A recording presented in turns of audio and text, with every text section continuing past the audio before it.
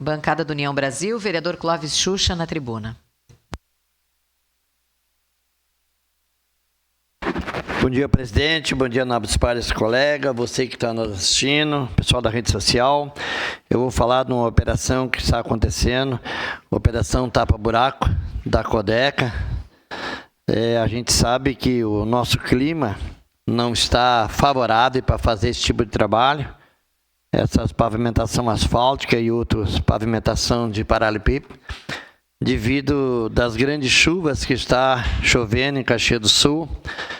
Chove 10 dias, dá um dia de sol, mais 10 dias de chuva, outro dia de sol, 10, 15 dias de frio, mais um dia de sol.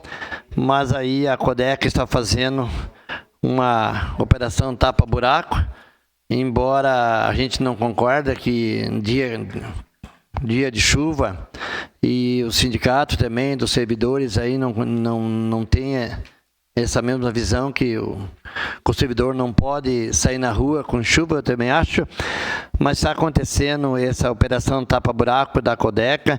10 equipes estão na rua, só para deixar registrado, você que está nós assistindo, você que está aí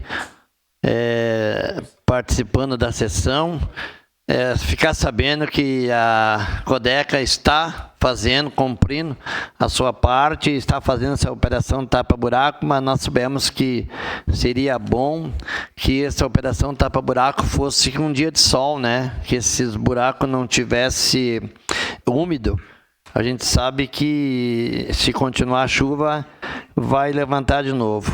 Então a presidente da Codeca, a senhora Maria de Lourdes, está com 10 equipes nesse momento, aí na cidade de Caxias do Sul, aonde está sendo feita diversas ruas, já deu para a comunidade caxiense perceber que já está sendo feita essa operação tapa-buraco, e foi visado os buracos que estavam com mais necessidade, que prejudicavam mais o trânsito aqui de Caxias do Sul.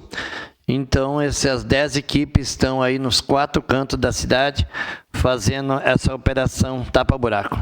Vamos pedir a Deus que pare essa chuva, que dê uns dias de sol, 10 dias de sol, com essa quantidade de servidores na rua fazendo a operação tapa-buraco. Logo, logo a cidade voltará a funcionar aí melhor. A gente sabe que esses buracos acontecem nas camadas asfálticas, até mesmo nos paralelepípedos, porque a chuva, vários dias, ele vai penetrando a água e conforme os carros vão passando, vai abrindo muitos buracos. E a gente sabe, o Poder Executivo sabe que quando tem diversos buracos abertos, e sabe também da responsabilidade que deveremos estar aí tapando nos próximos dias com essas 10 equipes aí da Codeca. Obrigado, presidente. Acabou.